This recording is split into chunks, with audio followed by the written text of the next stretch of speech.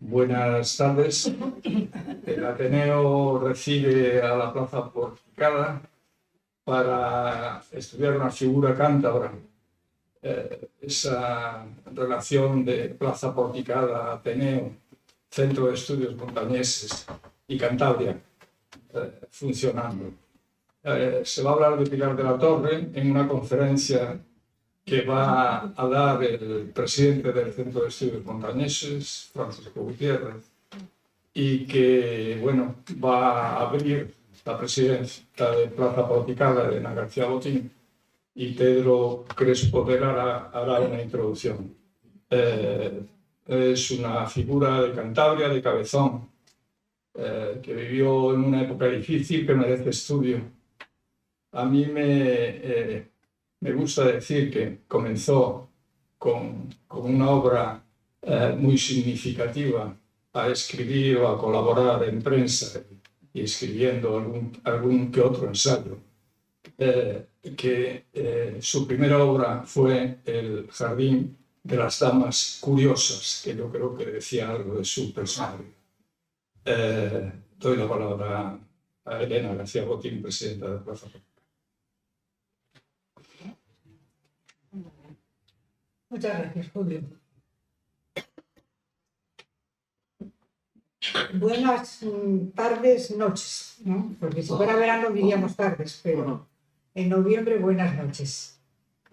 Bienvenidos a todos a la tercera edición de este ciclo de conferencias, que bajo el título Cántabras en Vanguardia, organizamos en colaboración con el Ateneo de Santander, gracias al patrocinio de la Fundación Botín.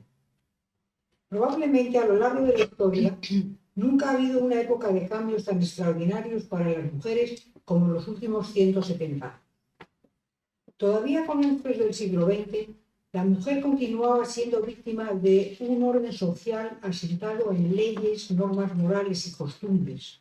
Eran años en los que la población femenina española más humilde trabajaba en el campo o en trabajos mal remunerados, y prácticamente todas ellas eran analfabetas o semi-analfabetas. Con el desarrollo industrial, muchas comenzaron a alzar sus voces en contra del papel que la sociedad les obligaba a desempeñar. Grandes personalidades femeninas fueron noticia en todo el mundo. Escritoras, científicas, actrices, políticas o incluso aviadoras, entre otras profesiones. Grandes revolucionarias que día a día rompieron con lo establecido en cada uno de sus campos y también en la sociedad. Mujeres valientes que abrieron el camino a tantas otras que en su lucha por la igualdad han hecho del mundo un lugar más justo. El ciclo Cántabras en Vanguardia busca poner en valor la figura de aquellas mujeres cántabras que contribuyeron con su trabajo a mejorar nuestro país y fueron pieza clave en los cambios políticos y sociales y culturales de nuestra nación. Matilde de la Torre es la protagonista de esta tercera edición y para hablarnos más detalladamente de ella hemos invitado esta jornada al escritor e historiador Francisco Gutiérrez Díaz, presidente del Centro de Estudios Montañeses, gran conocedor de su vida y obra, por lo que no abundo yo más en la biografía de esta cántabra ilustre. Mañana, a esta misma hora, Jesús Cabezón, secretario general del Ateneo de Santander, además de poeta y ensayista y expolítico, moderará un coloquio en el que intervendrán Antonio Martínez Cerezo, escritor, historiador, crítico de arte y académico, y Francisco Gutiérrez Díaz. Finalizo mis palabras agradeciendo al Ateneo, representado esta tarde en Julio Rama, el doctor Julio Rama, y a Pedro Crespo de Lara la coordinación de este magnífico programa, a todos los ponentes su participación y a todos ustedes su asistencia con nosotros esta noche. Muchas gracias.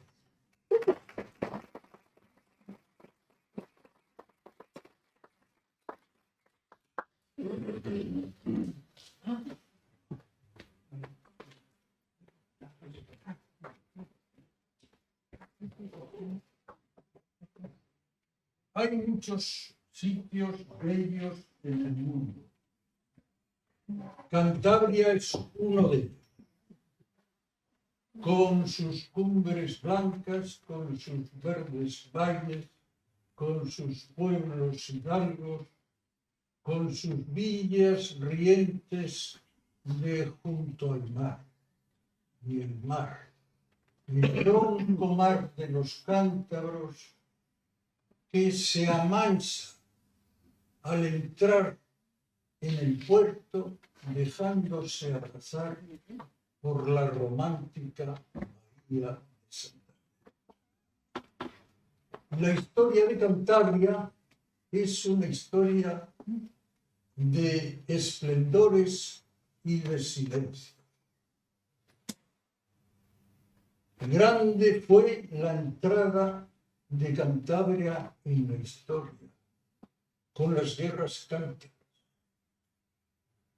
Tales fueron que obligaron al emperador romano a venir a Cantabria a tomar directamente el mando de la tropa invasora. Siguió esto un largo silencio hasta el siglo VIII, en el que aparece como una chispa en la noche de los tiempos el beato de Liébana. Sigue otro largo silencio hasta el siglo XVII, en el que Cantabria hace suyos los versos del Cantar de Biocito, que dice: si no vencí reyes godos, engendré hijos que lo hicieron. Y así, del solar cántabro aparecen en el siglo XVII esas figuras geniales y universales que son Lope de Vega, Calderón y Quevedo. Otro largo silencio que se rompe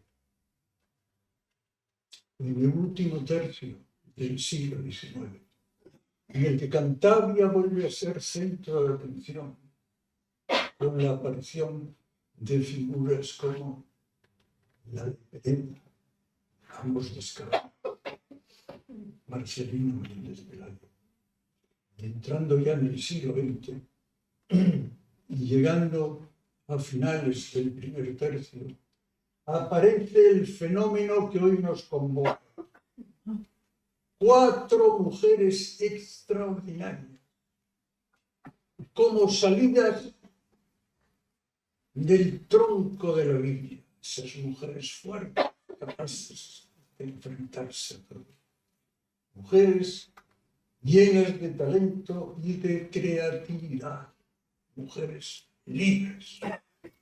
Fueron María Blanchard, Concha Espina, Consuelo Verges, Matilde de la Torre. Estas 4 mujeres están vinculadas al pueblo de Cabezón de la Sal, un pueblo entonces de 3.000 habitantes. Allí se encontraron estas 4 mujeres extraordinarias, parientes entre sí y amigas, de verdad, todas se ayudaban. Pues de estas 4 mujeres ha querido ocuparse Plaza Porticada, como decía nuestra presidenta, doña Elena García. Empezamos antes de la pandemia, se vieron las figuras de Matilde, no de Matilde, de María Blanchard. No se interrumpió la pandemia, el año pasado continuamos con Concha Espina y hoy toca acercarnos a la figura de Matilde de la Torre, Y para ello hemos tenido la suerte de encontrar a un hombre que conoce la vida y obra de Matilde de la Torre como nadie, que es don Francisco Gutiérrez Díaz. Don Francisco Gutiérrez Díaz es un universitario brillante que, por sus méritos, hoy preside el Centro de Estudios Montañés. Este es un centro de cultura y de ciencia que desde que se creó en el año 1934 ha reunido a toda la intelectualidad cántabra. Todos los cántabros interesados por el mundo de la cultura han pasado. Y ahí está don Francisco. Don Francisco es un gran encausador de inquietudes, de investigación y de divulgación sobre temas montañeses. Yo veo en él dos cosas. Una, que sabe muchas cosas. Y otra, que sabe decirlas con un lenguaje que llega a todos y con un tono que acaricia. Con él les dejo a ustedes.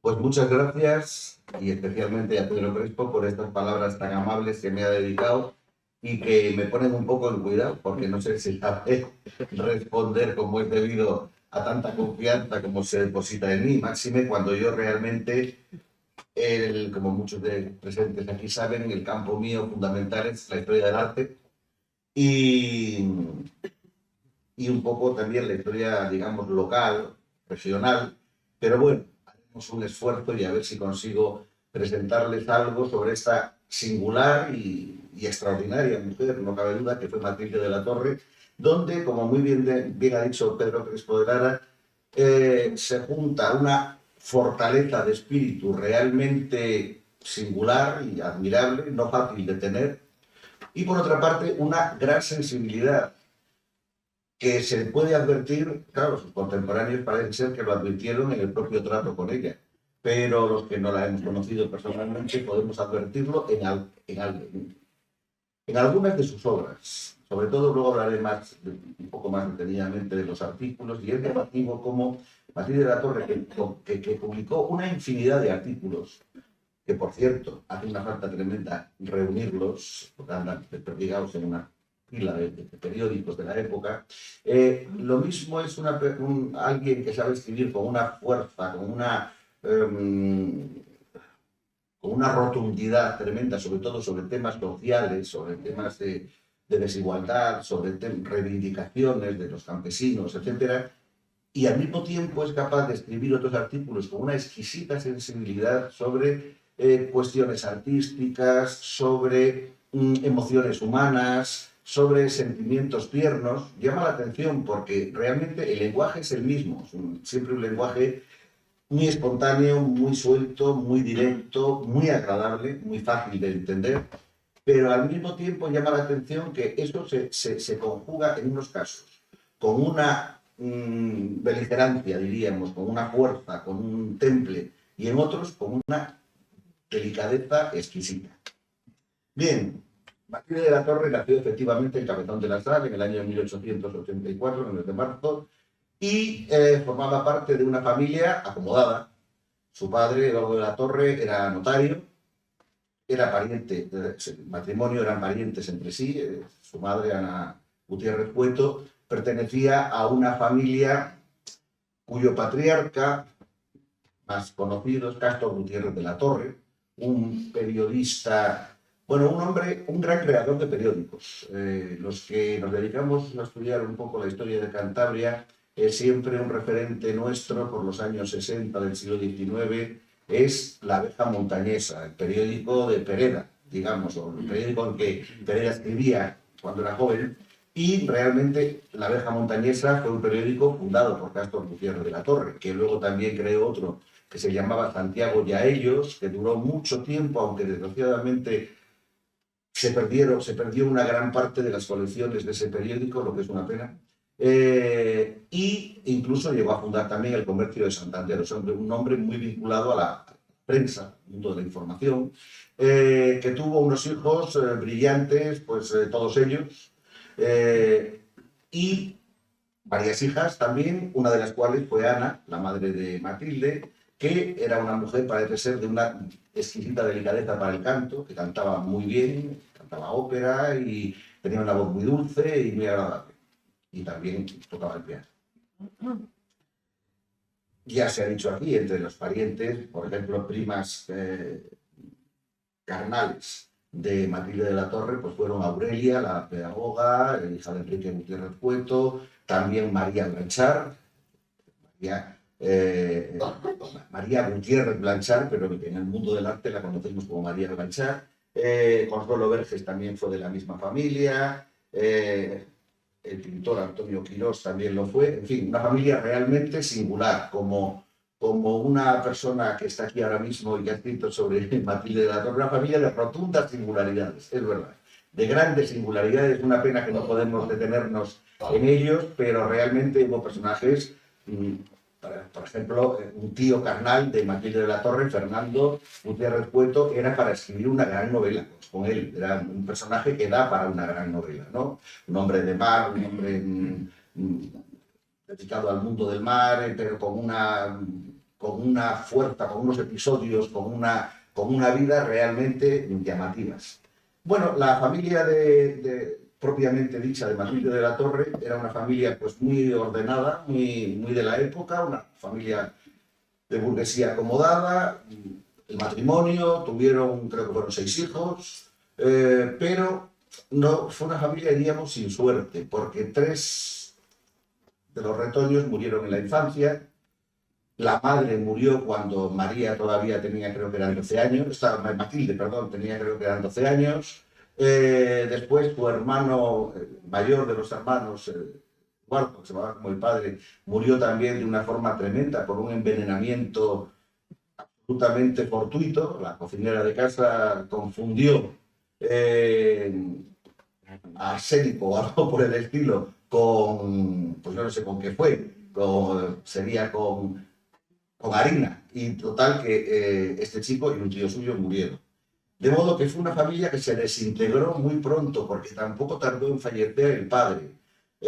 Sin ser todavía mayores de edad, quedan solamente 2 hermanos, Matilde y Carlos, de los que tiene que encargarse precisamente su tío Fernando, que es el que va a hacer un poco pues de tutor y va a cuidarse de ellos. No obstante todas estas desgracias, parece que Matilde de la Torre fue una chica de joven, muy vital, alegre, una estupenda amazona, cabalgaba mucho, tenía un caballo que se llamaba Frascuelo, por lo visto era un caballo estupendo, en el cual cabalgaba por todos aquellos valles, y era también una buena cantante, cantaba ópera, lo mismo que su madre, parece que tenía una voz muy bonita y muy grata. No había estudiado más que el bachillerato, ella misma lo confiesa, pero realmente adquirió con la lectura unos grandes conocimientos. Era una mujer, se ve perfectamente en su obra, que sabía muchísimo. Y sabía muchísimo, se puede decir que de todo. Debió ser una lectora, una devoradora de libros, y además una persona, eso es evidente, no hay más que leer 4 frases escritas por ella, de una gran inteligencia. Y esa gran inteligencia la sirvió, bueno, pues para poder escribir tan bien como escribió. Bueno, aquí hay una firma de Matilde de la Torre. Bueno, antes de empezar, digamos, su carrera literaria, vivió un conato de matrimonio, podríamos decir, porque se casó en el año 1913 en Perú con un primo suyo, pero el matrimonio no duró ni un mes, y ella se volvió a España y hasta luego ya no sabemos más del uno del otro. Con lo cual, pues en realidad puede decirse que no abandonó la soltería realmente. Ella sigue viviendo en Cabezón, su mundo, digamos, su centro vital es Cabezón. una mujer que siempre tuvo una... A ver, ella era una burguesa que podía haber vivido estupendamente sin complicarse la vida para nada o dedicándose a tocar lo que hizo, sí es verdad, el piano, pero tocar más el piano, y podía haberse dedicado a leer novelas. Y sin embargo, desde muy pronto tuvo una gran sensibilidad, sobre todo con la gente campesina y los obreros. Es un mundo con el que se volcó desde pronto.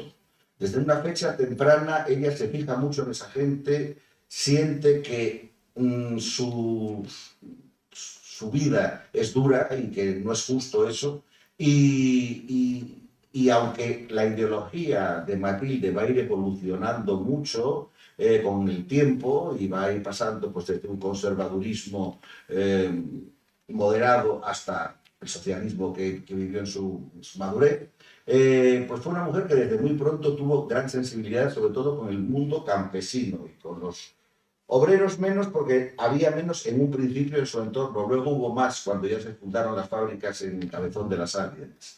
Bueno, la primera aportación que ella hace, digamos, a la literatura es una novela, esta, Jardín de Damas Curiosas.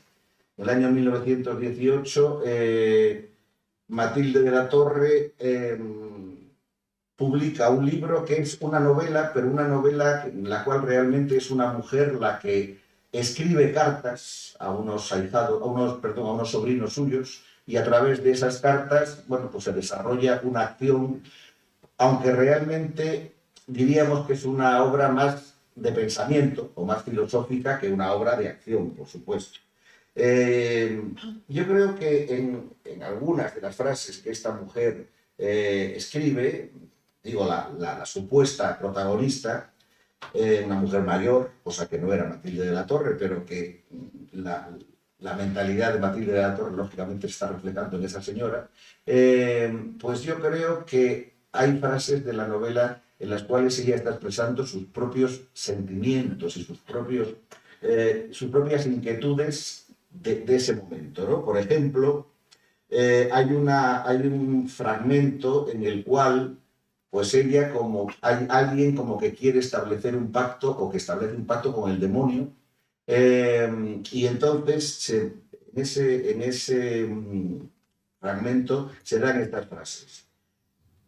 Le pregunta el demonio que ella qué le pediría, y ella dice: yo no pediría nada determinado, sino aquello que me fuera haciendo falta a medida de las circunstancias de mi vida. Es decir, que yo lo pediría todo. ¿Y qué es todo, señora mía? Pues, señor, todo no es nada determinado. Mire usted, señor de Satanás, ante todo dispénseme, porque ni yo misma me entiendo. Deseo ser feliz y desgraciada a causa de la felicidad, saber de los triunfos del amor y además de sus desgracias. Deseo casarme y vivir con vivir con, por, sin amor, y también deseo rabiar. Y si no le parece a usted mal, deseo poseer una fe ardentísima y morir en un convento de carmelitas. Y sobre todo, y después, y antes de todo, deseo vivir intensamente, querer y que me quieran, y odiar y que me odien. ¿Usted ha comprendido algo, ilustre y azufrado visitante? Bueno, pues es los sentimientos de alguien vital, tremendamente vital, que quiere fundamentalmente, ante todo, por encima de todo, vivir. Bien, esta obra fue bien acogida por, digamos, el gran periodista que fue José del Río Sáenz Pich. En el periódico en el que él trabajaba, en La Atalaya, publicó una estupenda crítica. Pich demostró siempre una gran predilección por Matilde de la Torre. Escribió muchas veces sobre ella en la prensa y siempre con grandes elogios y grandes alabanzas, a pesar de que todavía mucho tiempo después de escribir sus primeras críticas sobre ella, confiesa que no la conocía personalmente. Pero realmente admiraba a esta mujer. Y este libro, pues aquí vemos la crónica que él publicó cuando se publicó la obra, alabando mucho esta creación. En ese momento, Matilde de la Torre tiene este aspecto: es una joven, todavía joven, rubia, esbelta, una mujer que, bueno, pues tiene una gran vitalidad, sin duda alguna. Esto la lleva en el año 1924, esta foto es del 27, pero bueno, en el año 1924 a crear el que luego se haría famosísimo coro Voces Cántabras. La creación de Voces Cántabras, el interés que manifiesta Matilde de la Torre, y que la duró toda la vida, por el preservar, divulgar lo que era genuinamente cántabro en el folclore, es algo en lo cual ella no es una figura aislada. En esta época eso se está dando mucho en Reynosa, en Cabezón, gracias a ella, en Santander, en Torrelavega. Se crean orfeones, se crean coros que se dedican a la música popular, tanto de recuperación como de recreación. También se crean, digamos, de alguna manera, obras basadas en el folclore popular, pero que son nuevas. Pensemos que en esta época es cuando están realizando una labor intensa en este sentido, tanto literatos como, por ejemplo, Manuel Llano, el propio Emilio Alcalde del Río,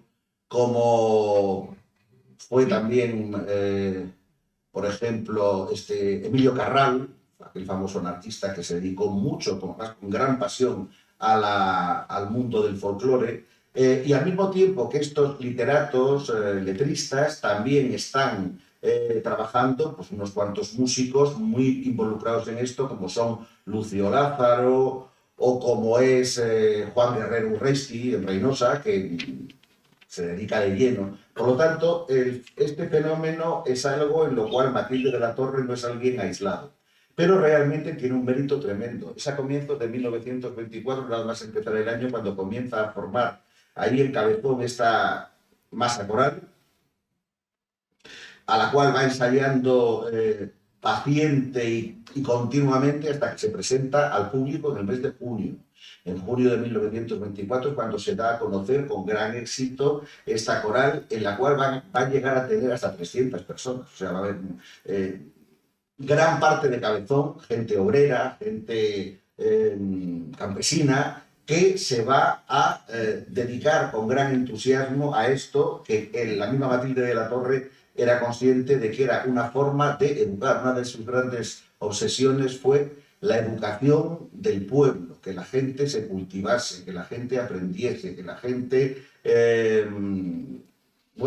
dentro de esto que tiene su origen, este pensamiento que tiene su origen en el famoso regeneracionismo que se dio tanto a finales del siglo XIX. Por ejemplo, un regeneracionista claro es el doctor Madrazo, y Matilde de la Torre, como veremos, fue una auténtica fan, fue una devota del doctor Madrazo, con el cual además tuvo gran amistad. Bueno, aquí la vemos con este coro de Voces Cántabras, al cual dedicó muchísimas horas y una gran...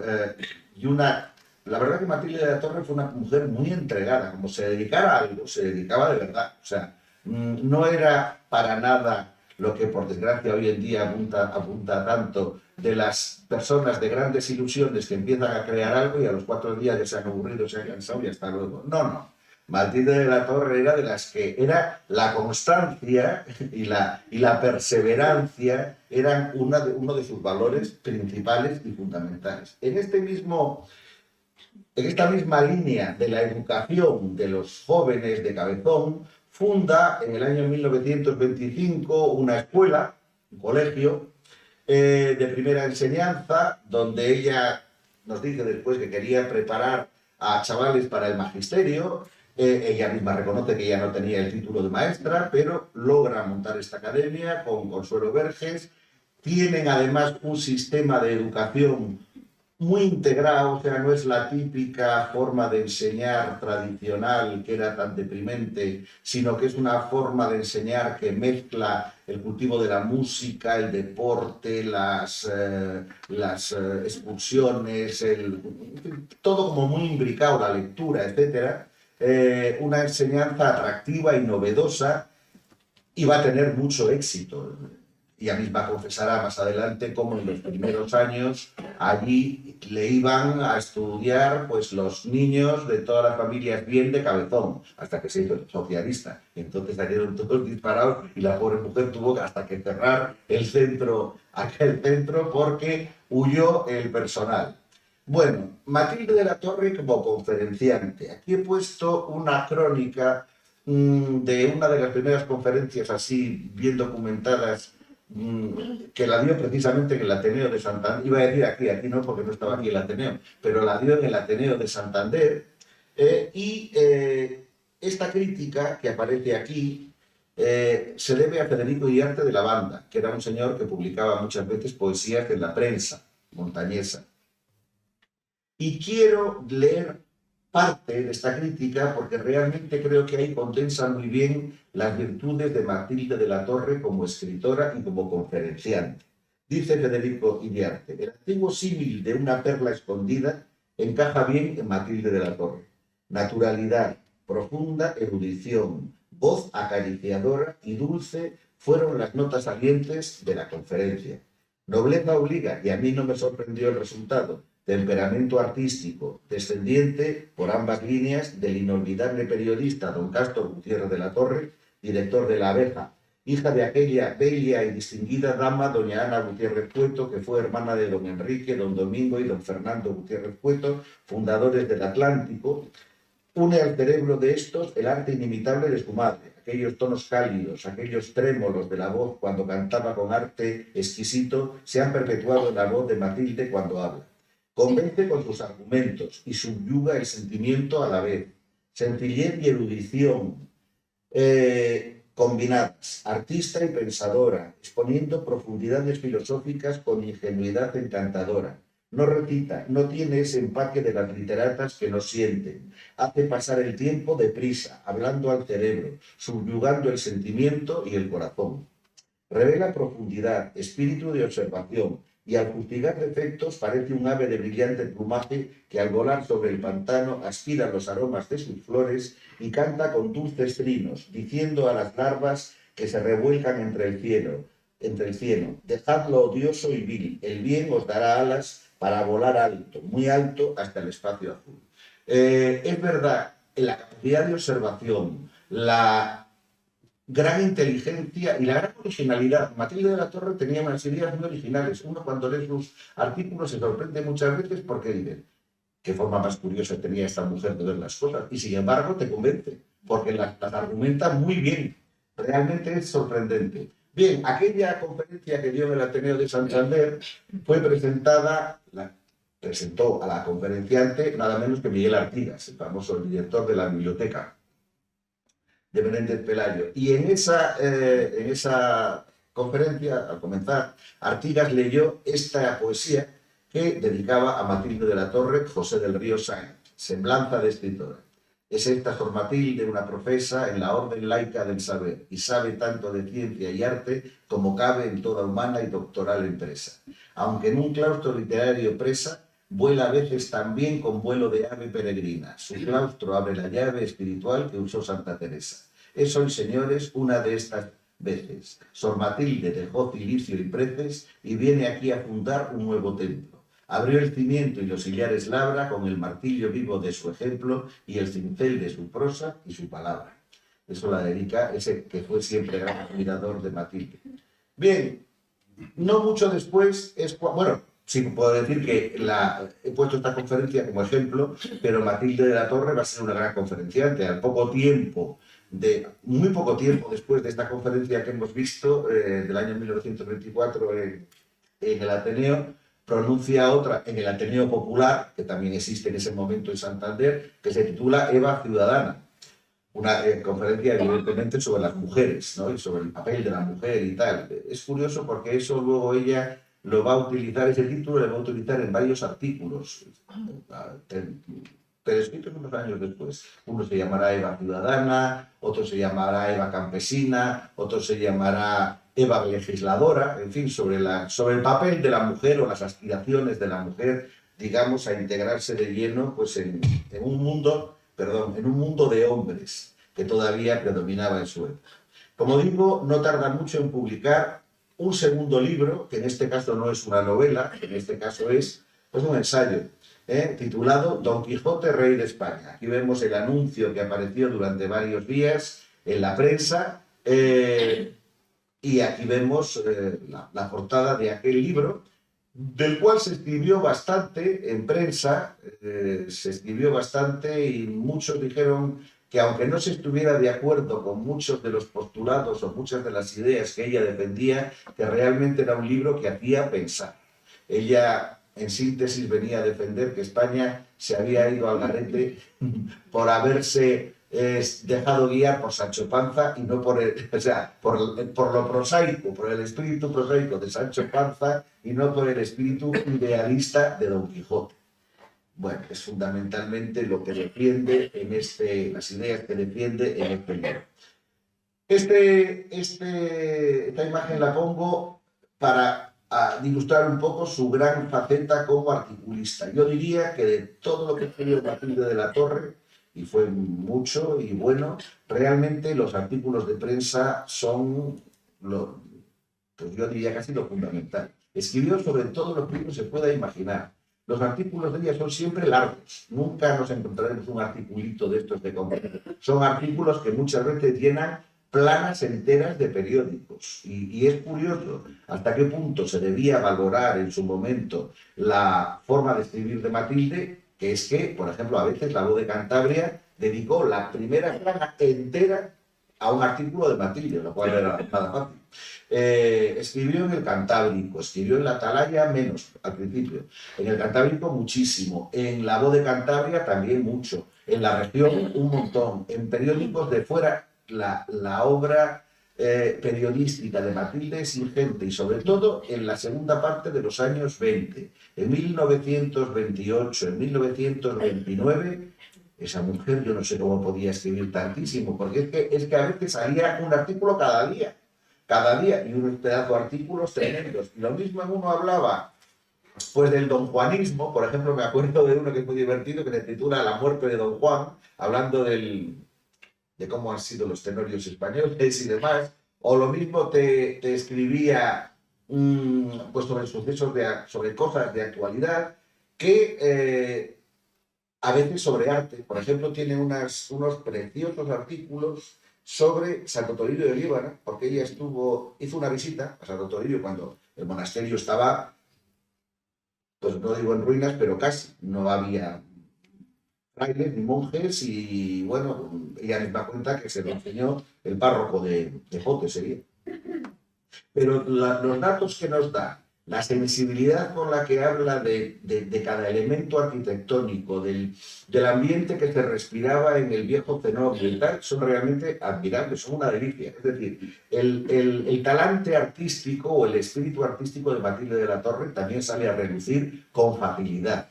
Por ejemplo, recuerdo también otro muy bonito que dedicó a Cuzco, también sobre todo en plan artístico, ¿no? Estudiado desde el plan artístico.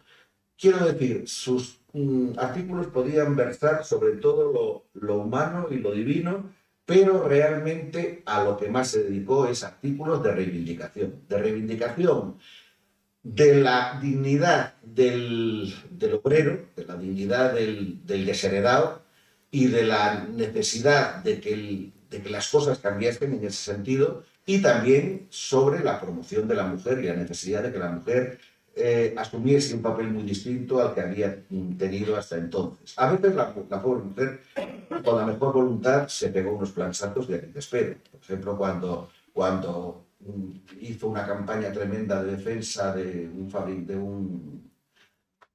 señor que iba a poner una fábrica en Cabezón, y luego aquello todo ha salido de falta de escribir en el Cantábrico, porque se enfadó con los del Cantábrico porque pensó que estaban maltratando sin razón a aquel hombre, y luego tuvo que acabar dándoles la razón, en fin, que tuvo chascos de Quijote, pero bueno, por lo menos pues pudo tener la satisfacción de sentirse Quijote, que es mucho mejor que sentirse Bravos.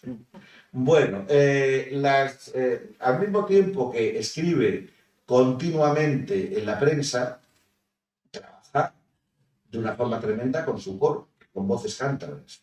Recorren la provincia un montón de veces, actúan en el Teatro Pereda de Santander, actúan en Torrelavega, en todos los pueblos que nos podamos imaginar. Aquí vemos, delante de su casa, en Cabezón de la Sal, su desaparecida casa, como están aquí actuando, bailando, donde no es. Bueno, giras por todas partes, muchas por la provincia, pero también van a traspasar la provincia y van a cantar fuera de ella, como tendremos ocasión de ver, y al mismo tiempo que escribe artículos a todo escribir, que atiende a su coro, sigue escribiendo también o publicando libros. Por ejemplo, el Ágora, que nuevamente es un ensayo, bien claro en la portada, bien claramente vemos de qué trata. Primero, Sagasta y su tiempo, Práxedes Mateo Sagasta, la época de la Restauración, el desengaño. Segundo, Maura y su tiempo, el fracaso. Tercero, Álvaro, el símbolo. En fin, siempre el mundo de la política y de las ideas en relación con la política está muy presente en la obra de Matilde de la Torre. En el año, creo que fue 1930, sí, 1930, se la dedica un gran homenaje en el pueblo de Maliaño. Esta fotografía corresponde precisamente a ese día, del gran homenaje que se le hizo en Maliaño, una fotografía que, para que nos demos cuenta de que Matilde de la Torre no era una figura solamente conocida a nivel local o a nivel provincial, ni mucho menos. Esta fotografía, por su artículo correspondiente, se publicó en un periódico de Málaga, que se llamaba La Unión Ilustrada. Quiero decir que se la conocía también fuera de nuestras fronteras. Matilde de la Torre, el Cabezón, y sobre todo para la gente, digamos, popular, era un verdadero referente, era un verdadero ídolo. Y aquí estas fotografías corresponden a ese día en el cual se le ofrece este gran homenaje que le brindaron por su gran labor. Aquí vemos a su querido coro Voces Cántabras en Carrejo. Yo creo que es delante de donde está actualmente el Museo de la Naturaleza, me parece, en Carrejo, al lado de Cabezón de la Sal. Como vemos, era un grupo nutrido, era un grupo en el cual había además mujeres, hombres, niños también. Aquí vemos cómo, traspasando las fronteras, aquí están en el Teatro Calderón de Valladolid. Valladolid también cantaron con gran éxito. De modo que, sobre todo a partir de 1930, es cuando el coro empieza a salir fuera de las fronteras de la región de Cantabria. Aquí concretamente, como digo, están en Valladolid. También es en 1930 cuando en Santander se crea una revista que se llamó precisamente la Revista de Santander, en la cual surgió de la inquietud de unos cuantos intelectuales que más o menos fueron los que después crearon el Centro de Estudios Montañeses en 1934.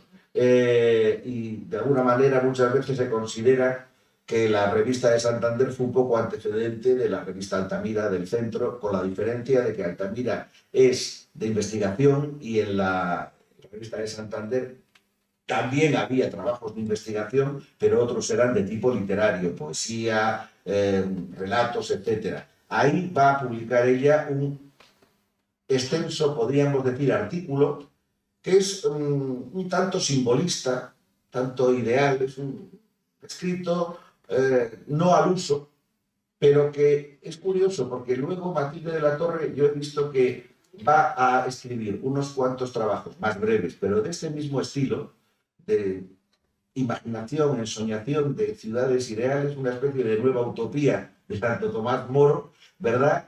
Los va a escribir justamente en los últimos tiempos de la Guerra Civil, en tiempos en los que ella, yo creo que ya la mujer, claro, con todo lo que se estaba viviendo y por lo que estaba pasando, pues como que le servían de refugio en este tipo de trabajos que hablan sobre mundos ideales, diríamos. La Ciudad Nueva lo publica, como digo, en la Revista de Santander en el año 1930. Esta es la última página de esta trabajo. Pongo esta imagen para que veamos cómo José del Río Sáenz sigue alabando a Matilde de la Torre, Aire de la Calle, una mujer, verbo de la montaña, en el cual dedica unas grandes alabanzas. Aquí algo de lo que dice hoy en día estaría mal visto, pero hay que retrotraerse a la época, ¿no? Cuando dice, puede decirse que los artículos de Matilde de la Torre, por lo varonil de su concepción, y es verdad, son artículos recios, muy fluidos, pero recios. En fin, las grandes alabanzas que la dedican. Matilde de la Torre, en el año 1930, cada vez está más sensibilizada por lo social, y en el año 1930 es curioso porque escribe un artículo, uno de sus muchos artículos que publica, no le sienta muy bien que digamos a los capitostes del Partido Socialista Obrero Español de Santander, y tienen como una diatriba con ella, pero eso va a ser el pórtico de su entrada en el PSOE, es lo que son las cosas. Ella va a ingresar en el Partido Socialista en 1931, que justamente es cuando, como ella narró, se la pusieron las cosas mucho más difíciles en su pueblo. Tuvo que cerrar la escuela porque ya no la iban los niños, y el propio coro de voces cántabras quedó diezmado, o sea, en muchísima menos gente de la que tenía hasta entonces.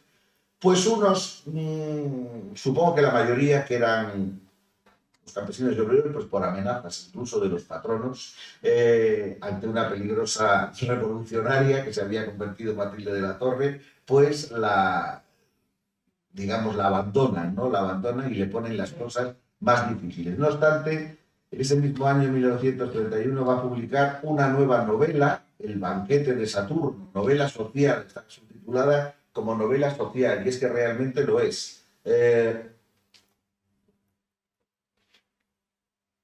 Como sabéis, según la mitología clásica, según la mitología grecolatina, Saturno, el tiempo, el que los griegos le llamaban Cronos, y sin embargo los romanos le llamaban Saturno, era un dios que se comía a sus hijos, se los iba comiendo uno a uno.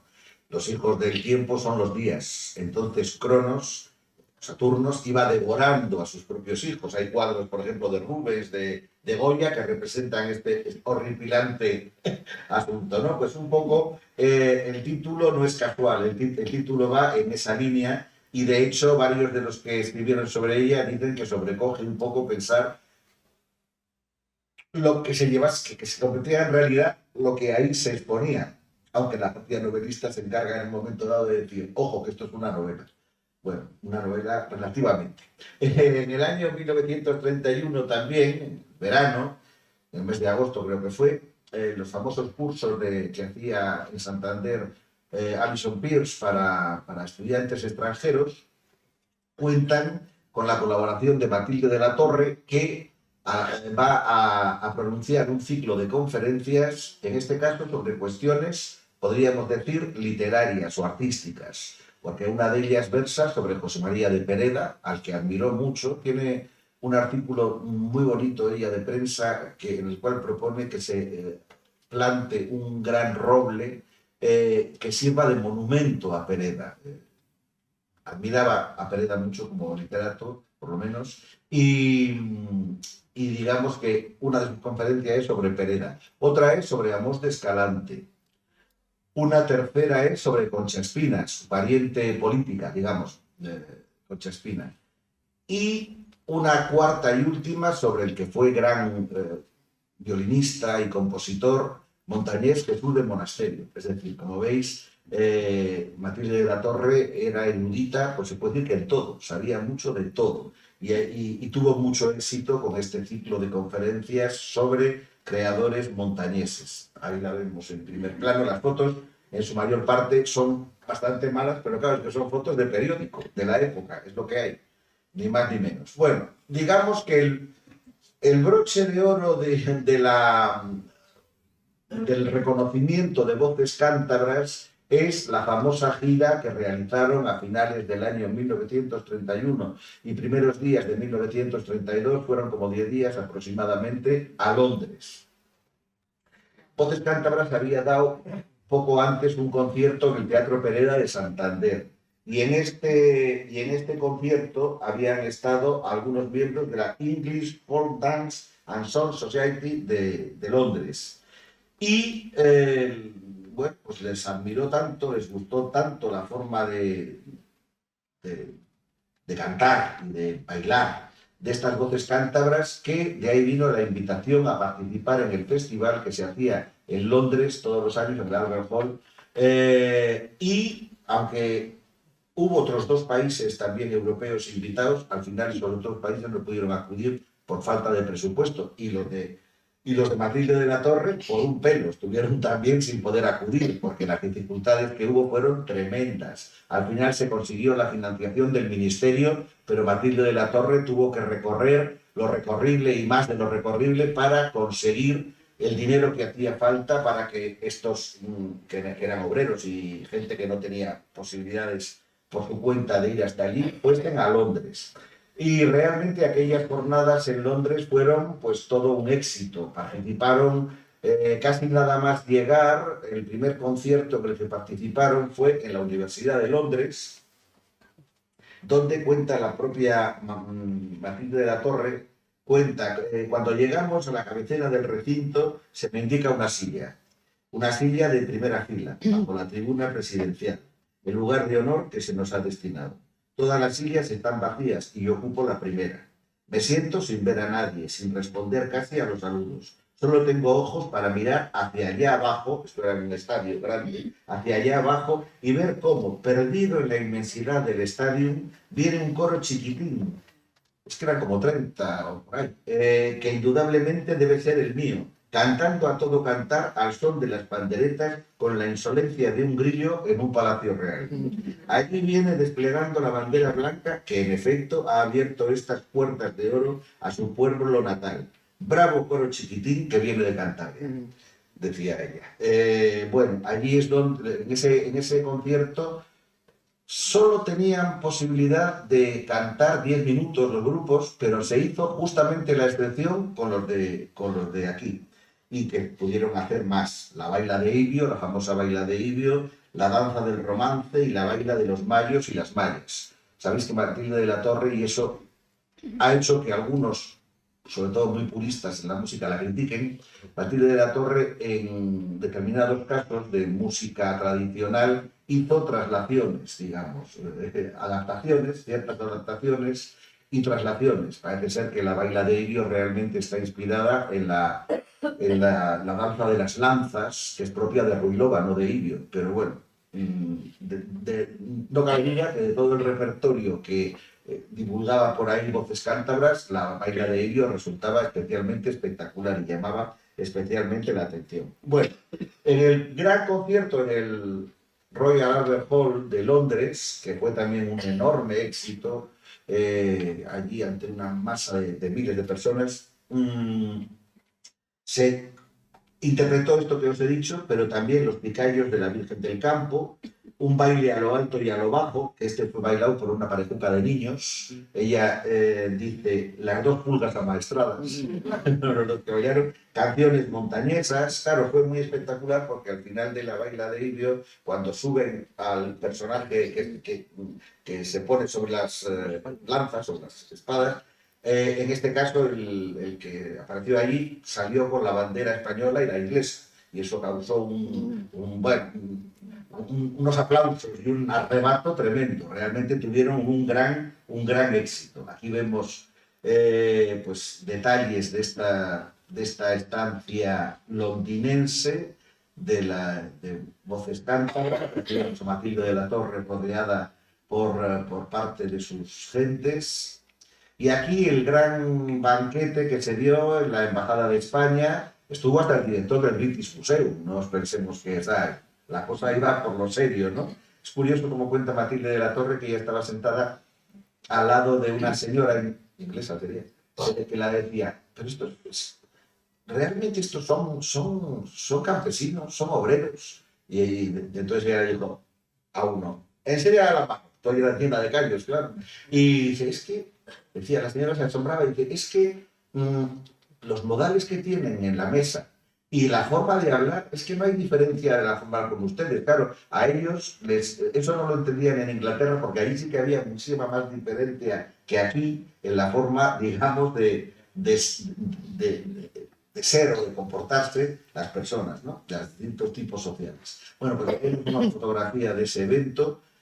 Aquel gran éxito fue recogido por Matilde de la Torre cuando volvieron a España, en enero de 1932, fue recogido en una serie de crónicas de relatos de aquel viaje que se publicaron en el periódico La Voz de Cantabria y que llevaban por título La montaña en Inglaterra. Fueron varias entregas con este título, La montaña en Inglaterra. Y desde luego en España también cosechó grandes críticas. Por ejemplo, aquí vemos la revista Ahora, donde pone Ahora en Londres, una lanza contra la españolada, y hablan de lo que realmente es autóctono y, en fin, que no es la...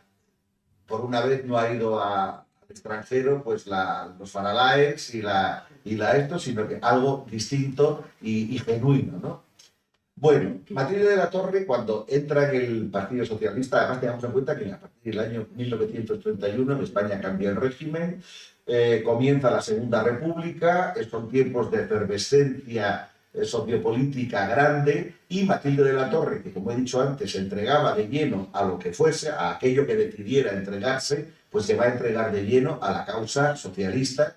Iba a participar, por ejemplo, aquí la vemos en el mitin de Begoña del año 1932, en mayo de 1932. Creo que allí estaba también Indalecio Prieto que todos los años que tuvieron de trato y tal, la llamaba Tilduca, o sea, en plan muy montañesuco, llamaba Tilduca a Matilde de la Torre. También en ese año va a presentarse este libro del doctor Madrazo, don Enrique Diego Madrazo, publica un libro titulado Pedagogía y Eugenesia, y el prólogo se le va a escribir Matilde de la Torre. O sea, Matilde de la Torre es su prologuista.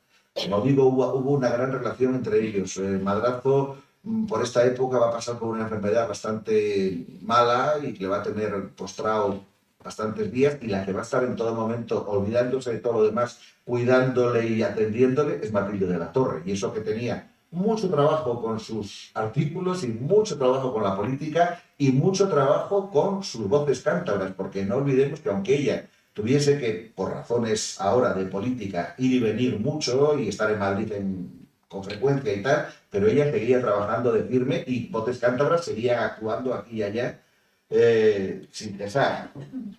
Aquí pongo de este momento también, concretamente del año 32, un artículo de fondo que Luciano Malumbres, el que fue director de La Región, el periódico que se editaba en Santander, dedica como un homenaje a Matilde de la Torre. Bueno, lo que más ella va a dedicarse al comienzo de su época de activismo político va a ser a la fundación de Casas del Pueblo Campesinas por Cantabria. Es un tema al que va a dedicar muchísimas horas, muchos esfuerzos, y tanto es así que Matilde Zapata, la que también llegó a ser incluso secretaria del ayuntamiento, a la compañera de Luciano Malumbres, Matilde Zapata la llamó la Teresa de Cepeda de las Casas del Pueblo, porque iba fundando, como Santa Teresa en su época, conventos. Matilde de la Torre iba por toda la provincia fundando y favoreciendo la creación de las Casas del Pueblo. En ese mismo año, 1932, en octubre, creo que fue el 29 de octubre, se hace un gran homenaje en la Vega de Paz al doctor Madrazo y se inaugura un monumento dedicado a él. Bueno, pues ahí está Matilde de la Torre y sus voces cántabras homenajeando y acompañando. La vemos como está inmediatamente al lado del doctor Madrazo, y aquí está pues toda la gente de Matilde, digamos que volcada en la figura de este gran médico y de esta gran persona. Bien, Voces Cántabras va a acudir a Madrid a cantar en el Teatro Lírico Nacional, y esa actuación en Madrid a finales de 1932 va a ser muy recogida por la prensa. En fin, en Madrid se va a conocer en este momento lo que hace este grupo musical de Matilde de la Torre. Llega el año 1933 y son las elecciones en las cuales por fin votan las mujeres. Aquí vemos una página de una revista de ahora donde todas las mujeres de Madrid han ido a votar. Bueno, pues este sufragio femenino que se consigue entonces en estas elecciones de 1933, Matilde de la Torre va a ser elegida diputada por Asturias. Aquí vemos los diputados a Cortes por Oviedo, por la provincia de Oviedo, que se llamaba entonces, por Asturias, que salieron, y vemos como entre ellos está Matilde de la Torre. Se es una cosa que todavía no está aclarada del todo por qué Matilde de la Torre fue diputada, las 2 veces que lo fue, por Asturias. No sabría decirlo. Se ha dicho que si a lo mejor aquellos roces primeros que tuvo con los de aquí, no lo sé. El caso es que ella fue presentada como diputada a Cortes por el PSOE, claro, por Asturias, y por Asturias salió. Bueno, aquí vemos el documento que la acredita como nueva diputada, y aquí la vemos en la Cámara con la otra diputada socialista que resultó de estas elecciones, que fue María de la O Lejárraga. María Lejárraga es una figura importante desde el punto de vista literario, lo que pasa es que completamente oscurecida durante muchísimos años con notoria injusticia, yo diría con perdón, por el jeta de su marido, por Gregorio Martínez Sierra. O sea, Gregorio Martínez Sierra figuraba como el autor de una pila de libros, que los que le escribía realmente los libros era la mujer, era María Lejárraga, una de las que primero se integran en el PSOE, y que también fue a esa actividad a nombre de su marido, que incluso cuando él la abandonó temporalmente para irse con Catalina Bárcena, por cierto que era santanderina, actriz, pues ella, la pobre, siguió escribiendo a nombre de Gregorio Martínez Sierra. De modo que, por ejemplo, esa famosísima obra que luego, en época cercana a nosotros, Garci inmortalizó de Canción de Cuna, que fue tan famosa, y siempre Canción de Cuna de Gregorio Martínez Sierra. ¿Qué de Gregorio Martínez Sierra? Canción de Cuna de María Lejárraga, que fue la que la escribió. Lo mismo que, por ejemplo, el libreto de una zarzuela, luego ópera española de 1914, que se titula Las golondrinas, que puso música Usandizaga, y que la que escribió el libro fue María Lejárraga, aunque figurase a nombre de Gregorio Martínez Sierra. Bueno, pues aquí está. Tuvieron gran amistad, sintonizaron muy bien. María Lejárraga era seguramente menos combativa, era un espíritu más angelical. Matilde de la Torre tenía una fuerza mayor, pero se compaginaron muy bien. Aquí vemos a las dos. Tuvieron una larga amistad, además. Bien, vuelve a Madrid. En el año 1934, el día 14 de abril, se celebra, se conmemora por todo lo alto en la capital de España el 3er aniversario del advenimiento de la República. Y con este motivo va Voces Cántabras a Madrid y bailan nada menos que en la Plaza de la Almería, en el Palacio Real, que entonces temporalmente se llamó Palacio Nacional. Bueno, aquí los vemos en esta fotografía de periódico actuando ese día 14 de abril de 1934 en la Plaza de la Almería de Madrid. También Matilde de la Torre, lógicamente, es un personaje del que se habla y se escribe en toda España porque es una diputada y muy conocida. Entonces aquí vemos como, por ejemplo, pues Bagaría fue un excelente dibujante, caricaturista, de los mejores que ha tenido España, que ya era mayor por esta época. Por ejemplo, Bagaría, hay 2 retratos de él preciosos, hechos por Ramón Casas, por el gran pintor Ramón Casas, catalán, del año 1900 o así, y cuando aquello pues tendría 30 y tantos, o sea, en esta época ya era mayor. Y Bagaría escribía en la prensa, aparte de dibujar, diálogos académicos y espirituales, y una de las entrevistas se la hace Matilde de la Torre, ¿no? En 1934. ¿No es superior a veces una madre espiritual a una madre material? ¿Qué impresión le produce el Parlamento español? ¿Es cursi morir de un constipado? A estas y otras preguntas de Bagaría ha contestado Matilde de la Torre. Este es el artículo que aparece al día siguiente, y como Matilde de la Torre, cuando la preguntan por el Parlamento, dice: el actual Parlamento es como un baile de máscaras en el que los bailarines perdieran las caretas. Bueno, pues Bagaría ha hecho una caricatura de Matilde, ese es él, de Matilde de la Torre, y también una caricatura, digamos, de parlamentarios, pues eso, con caretas, caricaturizados. Aquí vemos esta caricatura de Matilde de la Torre, donde la refleja con las grandes gafas que llevaba ya entonces ella, y ese corazón sangrante que lleva en la mano. Aquí la vemos en plena actividad parlamentaria. Aquí concretamente está dialogando, hablando con un diputado de la CEDA, o sea, un partido de ideología radicalmente distinta al de ella, pero bueno, que aquí están conversando, pues como es normal en los... También Matilde de la Torre también va a tener que pasar por una serie de campañas de desprestigio que eran muy habituales en la época, ¿no? Aquí, por ejemplo, La Nación, ella había colaborado con La Nación, era un periódico que defendió mucho la dictadura de Primo de Rivera, mientras duró la dictadura. Y ella, es verdad, que colaboró con ese periódico, publicó varios artículos suyos allí, lo cual hizo que en plena Parlamento un diputado la acusara de ser monárquica porque había colaborado en La Nación. El propio periódico de La Nación dijo, oiga, perdonen, Matilde de la Torre publicó 2 artículos de este periódico, 2, y además, es verdad, Miguel Primo de Rivera admiraba bastante a Matilde de la Torre, la llegó a dedicar un libro que se le regaló a ella, o sea que, bueno, pues sí, ¿y qué?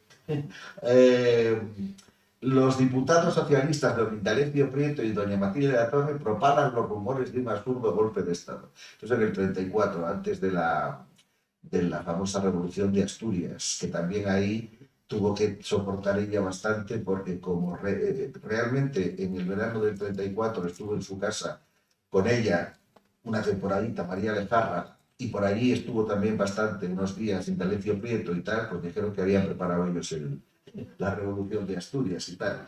En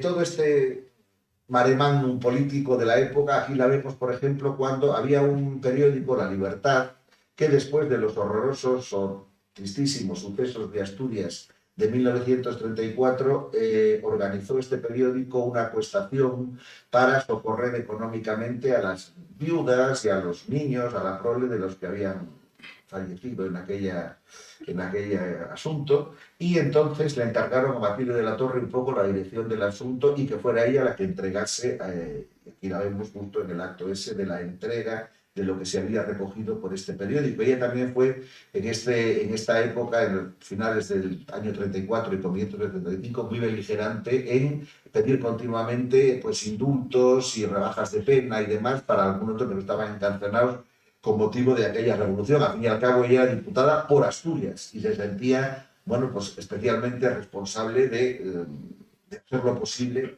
por esa gente. Llega el año 1936, vuelven a haber elecciones y vuelve a salir diputada Matilde de la Torre por segunda vez. Y además, justo al comienzo, cuando comienza la Guerra Civil, al muy poco tiempo, el gobierno de Francisco Largo Caballero nombra a Matilde de la Torre directora general de Comercio y Política Arancelaria, un cargo que va a ocupar, pues no llevó ni un año, como 8 meses aproximadamente, pero que la tuvo bastante ocupada. No obstante lo cual, y a pesar de estar en guerra y tal, ella sigue escribiendo. Es curioso cómo sigue escribiendo. Y bueno, por desgracia, cuando las tropas nacionales entran en Cabezón en el año 37, en agosto del 37, su casa desaparece, es derribada hasta los cimientos. En 2 días no queda nada de aquella estupenda casa que había tenido Matilde de la Torre. Durante mucho tiempo se ha lamentado el que se creía que ahí había desaparecido toda la documentación de Matilde de la Torre, todas sus cartas, pero no ha sido así. Últimamente parece que se han encontrado en el archivo, no sé en qué archivo ha sido, ¿de cuál? De Salamanca, eso, pues lo que en su momento pues se conoce que le fue incautado, se recogió y felizmente, por lo menos eso, se ha conservado. Aquí vemos a Matilde en la foto más conocida seguramente que de ella por estas épocas tan complejas. Ella tiene que seguir, claro, cuando el gobierno decide abandonar Madrid y marchar a Valencia, pues ella, que ocupa un cargo importante en ese gobierno, marcha también a Valencia. Aquí vemos la casa en la cual estuvo, donde vivió Matilde de la Torre durante el tiempo en que el gobierno estuvo en Valencia. Es cierto que ella va a estar yendo y viniendo mucho, porque en esta época de la guerra va a ser muy beligerante en la cuestión de participar en mítines y en fin, en actos de animar a la población.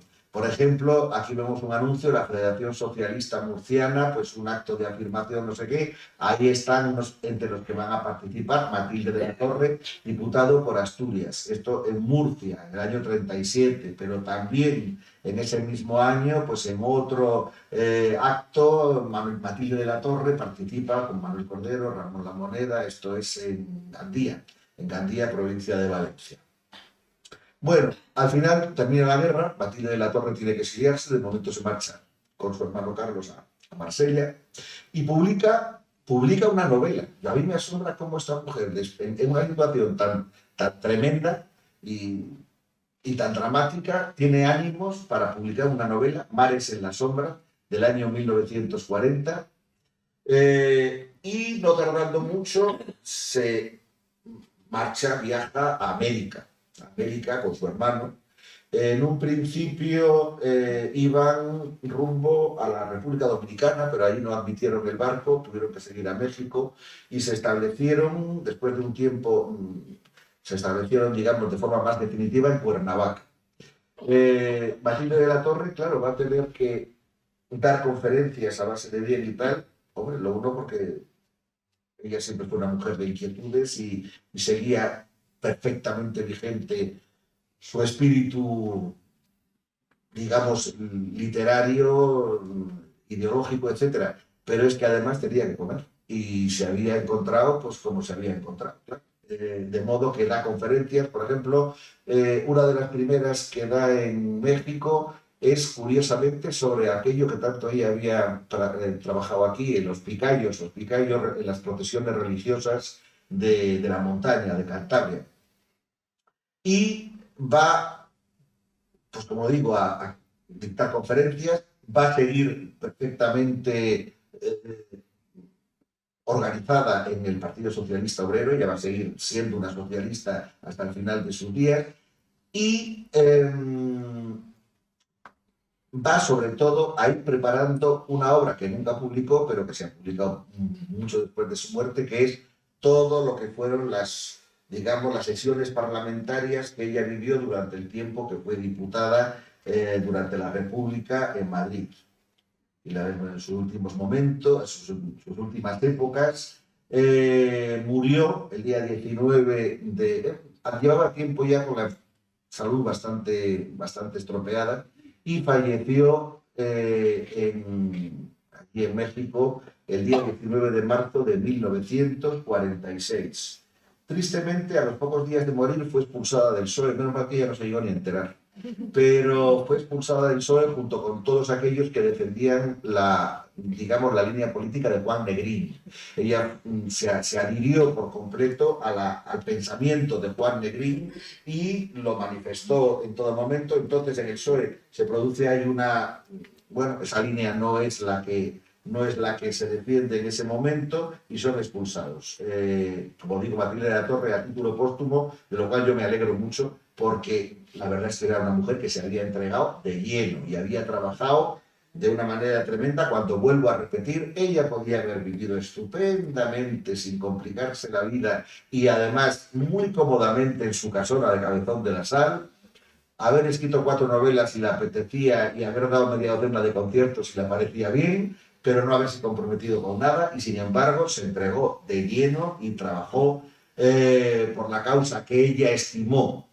Ella siempre fue una idealista y decía que el socialismo tenía una raíz hondamente materialista que sin embargo transmutaba a algo de una gran trascendencia espiritual en la forma de pensar de ella, que era buscar el que toda la humanidad pudiera tener unas posibilidades semejantes y agradables, vamos a decir. Bueno, la obra de Matilde de la Torre no se ha olvidado, se ha ido reeditando. En el año 1979, aquellas crónicas que ella había publicado, La montaña en Inglaterra, en La voz de Cantabria, se publican en forma libro. José Ramón Sempiadero, un gran conocedor y un gran divulgador de la obra de Matilde de la Torre, las publica. En el año 84, con motivo del centenario del nacimiento de Matilde de la Torre, Carmen Calderón publica la primera biografía seria, Matilde de la Torre en su época, y ese mismo año publica esta otra obra donde se incluyen muchos documentos que no están en la biografía. Y entrado ya el siglo XXI, en el año 2001, se publica el Ágora, con una edición crítica de Antonio Martínez Cerezo. En el año 2007, José Ramón Saidadero vuelve a editar Mares en la sombra, Estampas de Asturias, aquella novela que había publicado Matilde en el año 1940 y de la cual es prácticamente imposible encontrar un solo ejemplar de la edición original porque no se encuentra en ningún sitio. Se vuelve a reeditar, Antonio Martínez también, Don Quijote, Rey de España, y se publica esta obra que realmente hacía mucha falta porque esto sí que no se había dado a conocer nunca y había sido la gran labor de Matilde de la Torre en México. Las Cortes Republicanas durante la Guerra Civil, Madrid 1936, Valencia 1937 y Barcelona 1938. Todavía, el año pasado, el Centro de Estudios Montañeses dedicó a Matilde de la Torre un ciclo y publicó este librito, recogiendo las 3 conferencias que se impartieron en él, donde, bueno, pues yo creo que se hicieron aportaciones interesantes. Una sobre su familia, otra sobre su faceta como musicóloga, como organizadora del coro Voces Cántabras y demás, y otra sobre su etapa mexicana, que es la menos conocida. Todavía hay mucho que descubrir de Matilde de la Torre y hay que enterarse de muchas cosas, porque no sabemos de ella.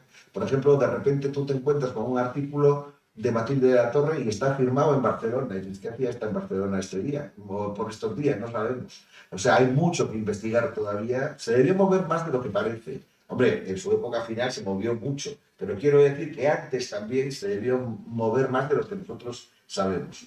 Bueno, y finalmente hace 3 días o 4 se ha publicado la reedición Luis Cordero Sánchez, que fue uno de los que dieron las conferencias el año pasado aquí, pues ha reeditado este Jardín de Damas Curiosas, la primera novela de Matilde de la Torre.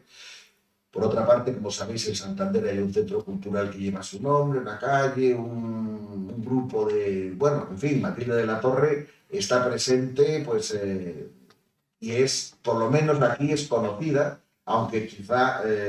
bueno, pues haya todavía que darle más a conocer, como una figura que desde luego tuvo mucho que ver con digamos, la progresión de la mujer en hacerse un hueco en la sociedad, sin duda alguna, y una persona que es muy digna de ser leída porque realmente tanto su estilo como la fecundidad de sus ideas y yo diría la originalidad también de sus ideas son realmente pues admirables. Bueno, pues no descanso más porque creo que ya llevamos bien de hora y les doy las gracias por haberme escuchado con tanta paciencia durante este rato.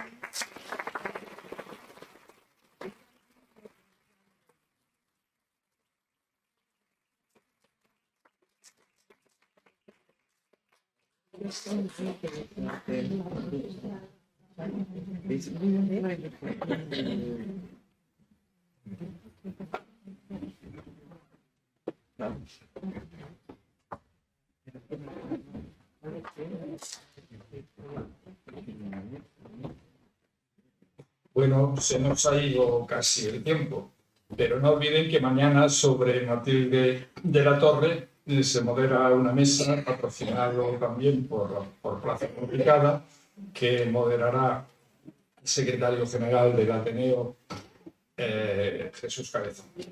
En cualquier caso, como tradición, no vamos a perder al menos un par de preguntas. Así que cuando quieran, ganamos al tiempo. Nadie. Ha quedado clarísimo. Ha quedado todo muy claro. Ah, sí. No he entendido bien por qué viniendo ella de una familia tan acomodada. Perdón. ¿Por qué viniendo ella de una familia tan acomodada económicamente no estudió nunca? ¿No? No estudió. ¿Que no escribió? No estudió. Ah, que no estudió. No fue a la universidad. Pues no lo sé, quizá. Ella el bachillerato le hizo. Ahora, pues quizá el hecho de quedarse huérfana tan pronto de madre y luego de padre también, y vivir un poco a su albedrío, hombre, su tío estaba pendiente de los sobrinos y tal, pero claro, el hombre tampoco iba a estar continuamente. Pues a lo mejor pues ella era El talante de ella era muy independiente, muy vital. De joven, pues parece ser que la encantaba cabalgar, iba y venía por allí. Era muy lectora, eso sí, muy lectora de todo lo que caía en sus manos, lo devoraba. Y realmente llegó a tener una gran formación. A mí me llamó la atención leyendo artículos de ella, con motivo de eso, cómo sabía de todo, sabía de arte, sabía de historia, sabía de filosofía, y todo eso pues lo había, vamos, que había sido prácticamente autodidacta, realmente. Hombre, la acompañaba esta gran inteligencia que tenía. Antes no lo he dicho, pero por ejemplo, tengo recogidas varias frases de gente notable de la época que dedican pues, buenos elogios por ejemplo, el periodista José Ojeda dice: Matilde de la Torre tiene siempre el comentario feliz, la observación aguda, la visión profunda de las cosas. Es verdad, esto de la visión profunda de las cosas es verdad. O por ejemplo, Fernando Mora, que era de su propia ideología, murió fusilado, por cierto, en la guerra, decía: diputo a Matilde de la Torre como el vértice que faltaba a la literatura femenina de esta región.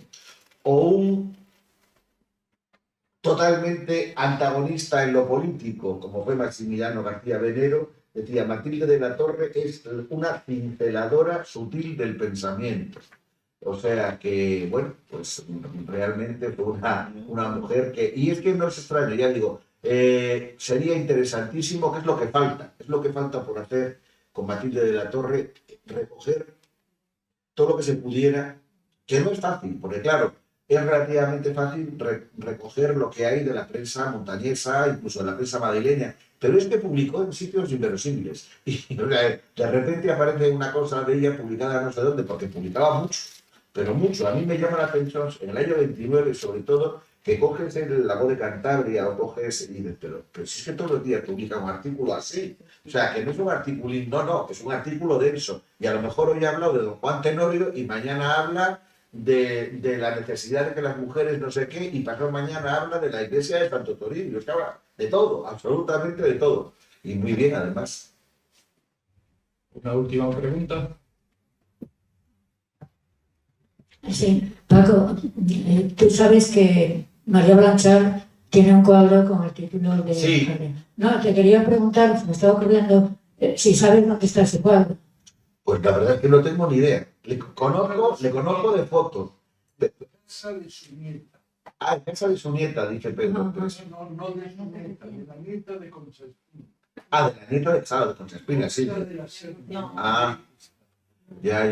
El cuadro es anterior o sea, aquí digamos la que tomó el nombre fue Matilde de la Torre del cuadro de su prima, porque el cuadro es anterior. El cuadro de María Blanchard es como 4 o 5 años anterior a la novela de Matilde de la Torre. Ellos tuvieron mucha relación. Por ejemplo, Víctor de la Serna, en El hijo de Concha Espina, el mayor, en un artículo que escribe ya en el año 31, así, dice: ¿te acuerdas, Matilde? No sé qué tal. Dice: todo lo que hiciste para que yo aprendiese solfeo, que no hubo manera, pero bueno, la mujer por lo visto lo intentó mucho. Y ahí es donde él, claro, una ideología muy distinta, ¿no?, de la de ella, dice: no me parece mal que seas socialista. Dice: lo mismo que no me parecería mal que fueras tradicionalista. Dice: lo que pasa es que no me pega. Como que no me pega, porque realmente es que ella era una señorita de buena familia, pero tuvo esa evolución en el pensamiento y sobre todo ese mirar a los demás, a los que la rodeaban, y ver realmente los problemas de aquella gente, ¿no?, que no eran pocos. Muy bien, pues nada, muchas gracias.